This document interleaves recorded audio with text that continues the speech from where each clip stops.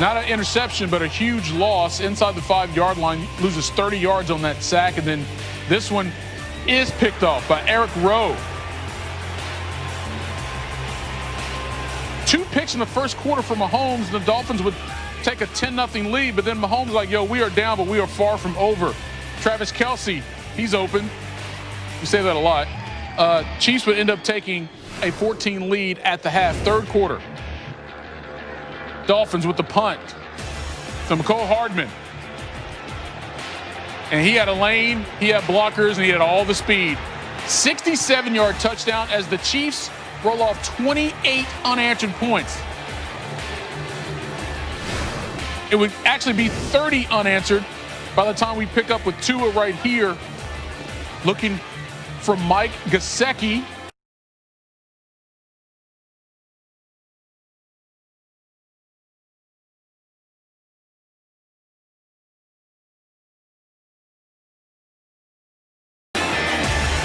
Into traffic, didn't matter. Second touchdown of the game for Gesicki, so the Dolphins now trail at 30-17. Tua not done. Sneaks it in from a yard away. It's now a 30-24 game. Chiefs ensuing possession. It's 4th and 1, and they go for it. And Mahomes to Tyreek Hill. Chiefs would win it 33-27. They clinch the AFC West title. Here's Jeff Darlington from South Beach. Well, the Chiefs had one of those days on Sunday that reminds us of 2 things. Number 1, it isn't always easy for Kansas City. And number 2, even on their mediocre days, they're so very hard to beat.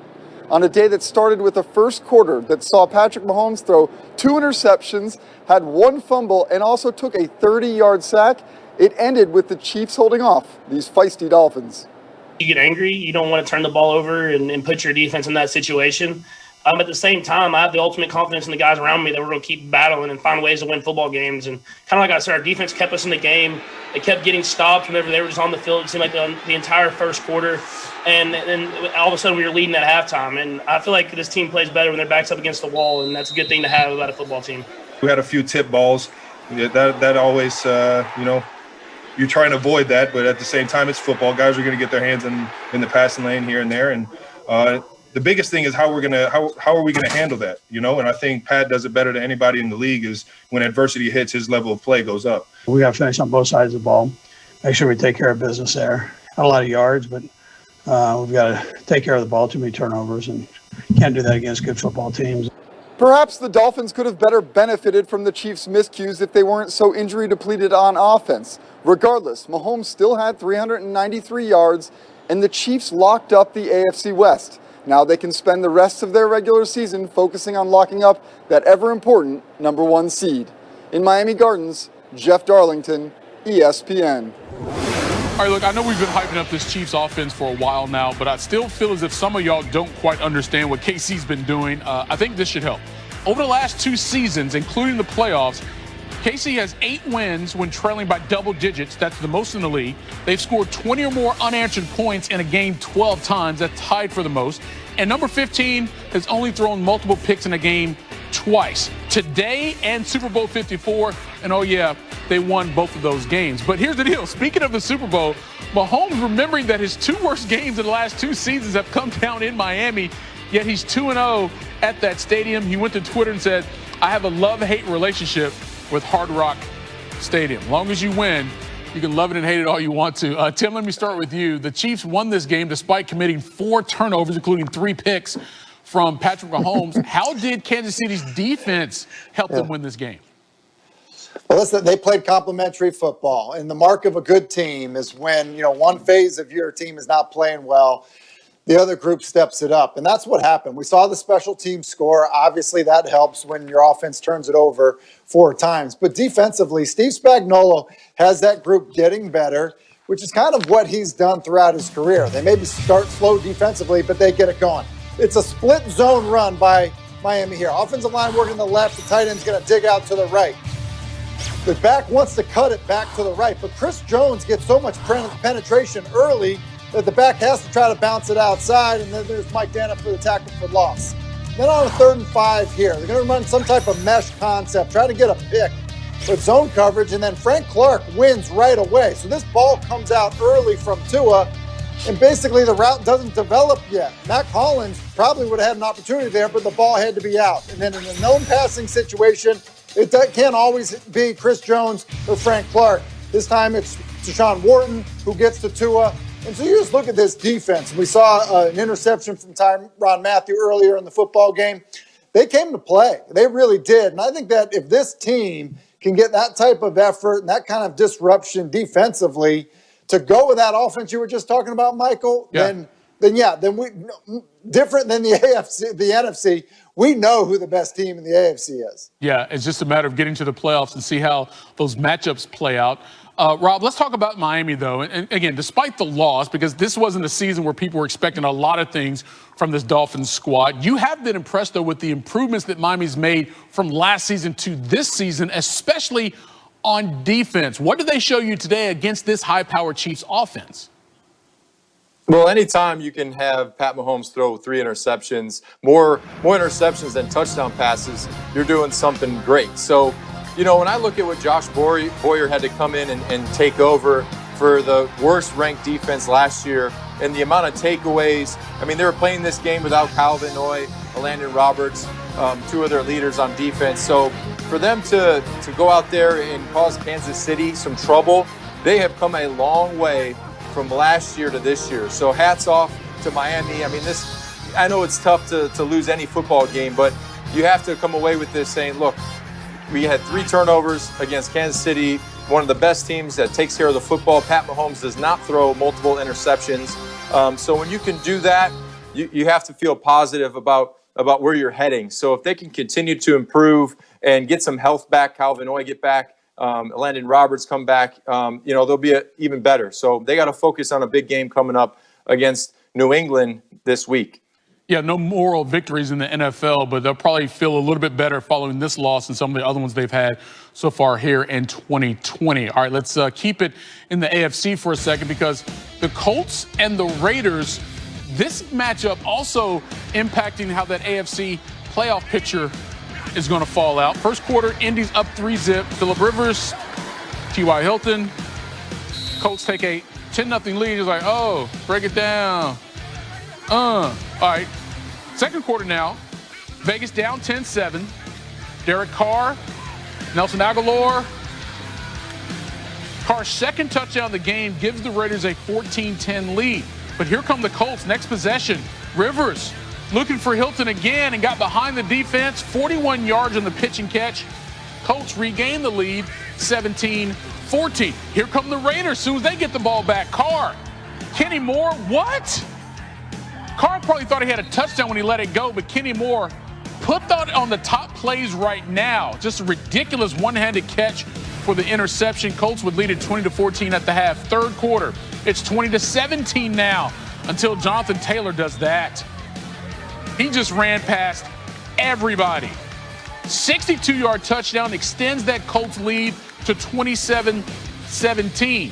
All right, it's 27-20 now, 12 minutes to go. Hines, he's like, yo, let me get a big gain here on this defense. 31 yards, you can take all of them. That running game for the Colts starting to take over. And there it is, out of the Wildcat. Hines gives it to Taylor, punches in for the touchdown. Could the Raiders do something late? They're down a couple scores, 5:30 to go. Carr, nope. Khari Willis picks it off and takes it to the house. What a performance by the Colts on the road as they win it 44-27 over the Raiders.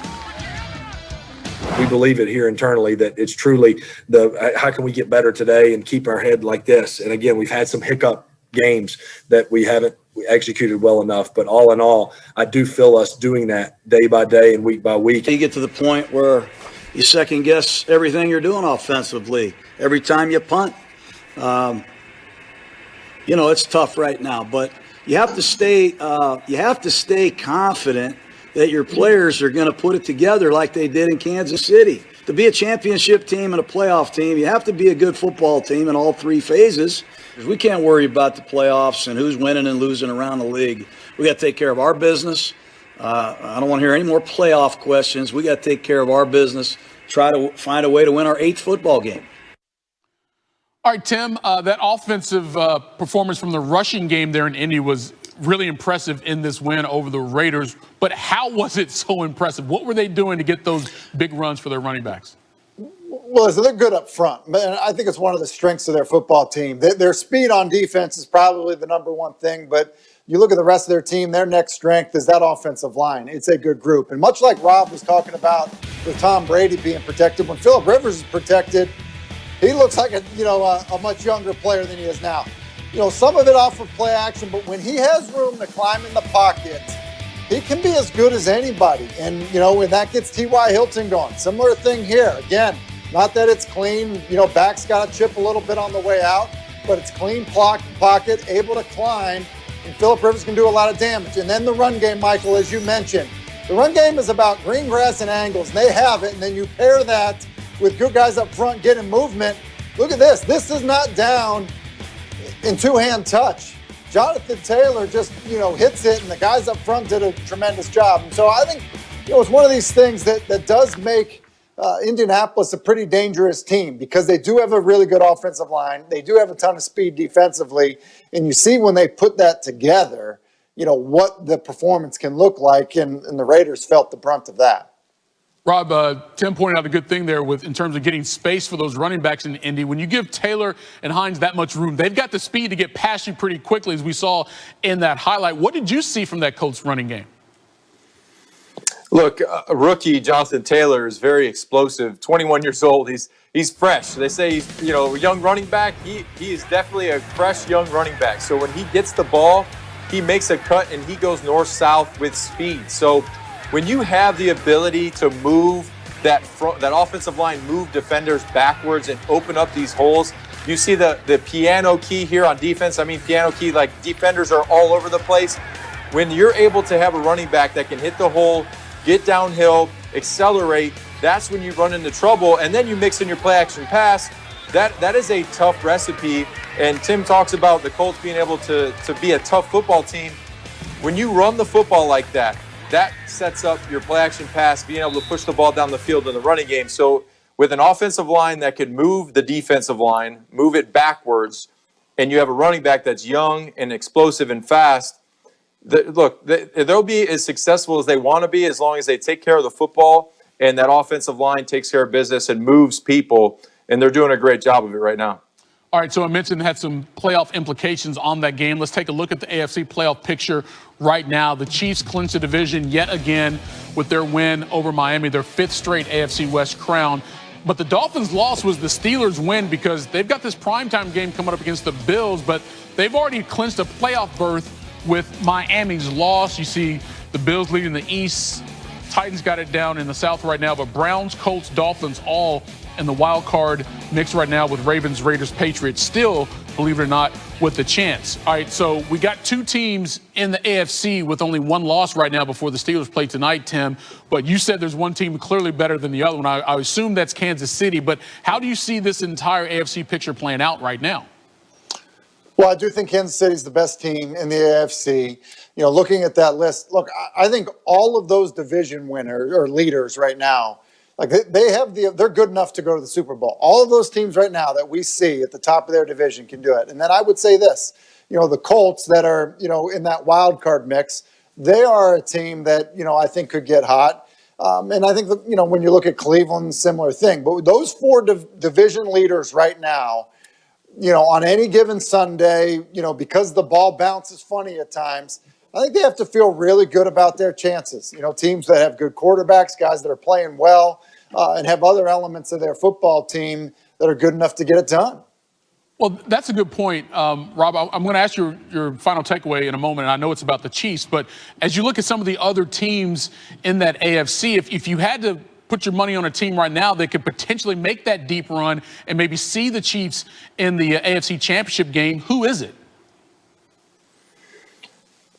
It'd have to be a team with a great defense. So anybody that can match up against what the Chiefs are able to put on that football field with the speed. So you'd think the Steelers could potentially have the pass rush to get after Mahomes, make him uncomfortable in the pocket, and the secondary that can cover. So you're going to have to have a great defense to play Kansas City. So when I look at that, maybe the Steelers can do it if they can get healthy here and continue to progress at the end of the season. I know they had a hiccup against Washington, but they got to get back on track tonight.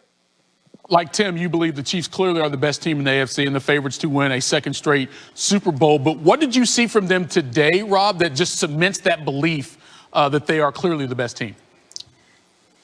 Well, man, I just think it's their ability to score quickly, throwing 3 turnovers, having 3 interceptions and being down. Some teams, they wouldn't be able to recover from that. But Pat Mahomes obviously really isn't fazed by the turnovers.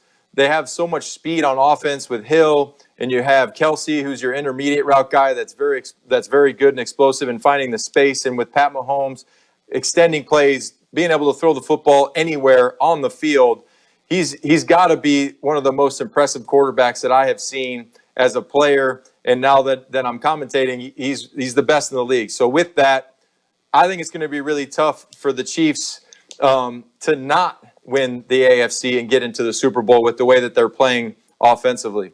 Yeah, again, especially you have a game today where they turn over 4 times and still win on the road. That tells you a lot about the resiliency of that squad as well, falling behind in this game once again. Tim, let me finish up with you.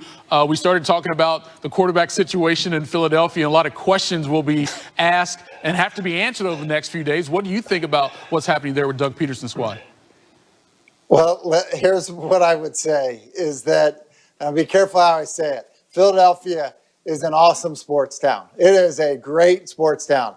It is going to be a miserable place for a lot of people for the next year. I mean, kind of almost the worst thing that could happen was that Jalen Hurts played great, which is what he did. And we all know that it isn't always going to go great, no matter how good you are. And so when it doesn't go great, what do? You talk about the guy that's behind him. And so I think this conversation is going to go away because of a couple of good games by Jalen Hurts. It certainly isn't going to go away after one good game. And so, listen, if I'm Carson Wentz, I'm planning, a long hunting trip in the offseason to try to block it out. If I'm Doug Peterson, I'm trying to find somewhere to go because this is going to